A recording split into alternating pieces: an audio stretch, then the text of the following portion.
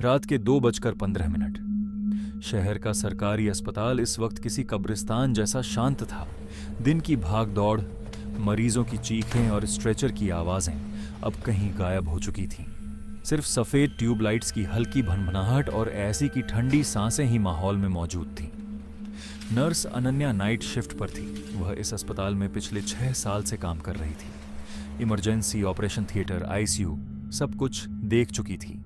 लेकिन एक जगह थी जहां जाने से उसके कदम आज भी रुक जाते थे। तीसरी मंजिल का वार्ड नंबर 13। वह वार्ड पिछले 3 साल से सील बंद था। कागजों में कारण लिखा था structural damage and infection risk. लेकिन अस्पताल के स्टाफ के बीच एक अलग ही वजह मशहूर थी। उस वार्ड में एक रात 7 मरीज एक साथ मर गए थे, बिना किसी अलार्म के, बिना किसी को बुलाए।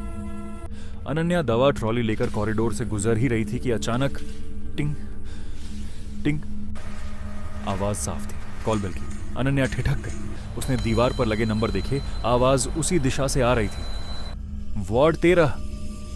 उसका दिल तेज धड़कने लगा। उसने खुद को समझाया कि शायद वायरिंग की समस्या होगी। पुराने अस्पतालों में ऐसा हो जाता है, लेकिन यह पहली बार नहीं था।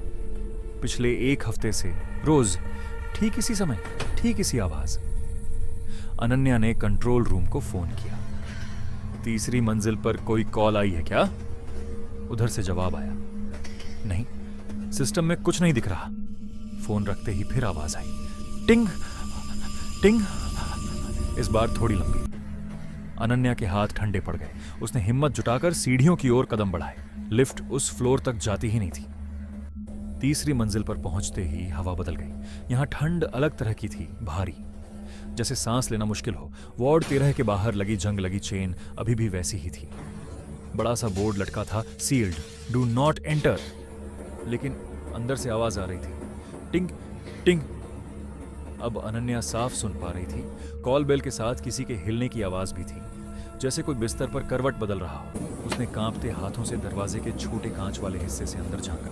अंदर अंधेरा था, लेकिन एक बेड पर हल्की सी हरकत। अनन्या की सांस अटक गई। कोई है? उसकी आवाज खुद उसे अजनबी लगी। कोई जवाब नहीं। अचानक कॉल बेल बंद हो गई। पूरी मंजिल फिर से शांत। अनन्या भागते हुए नीचे आ गई। उस रात उसने कुछ नहीं बताया। उसने सोचा थकान होगी, दिमाग खेल खेल रहा है। लेकिन अगली रात फिर वही, टिंग टिंग। इस बार आवाज तेज थी, जैसे कोई घबराकर बटन दबा रहा हो। अनन्या अब डर से ज्यादा बेचैन थी। उसने पुराने रिकॉर्ड्स निकालने का फैसला किया।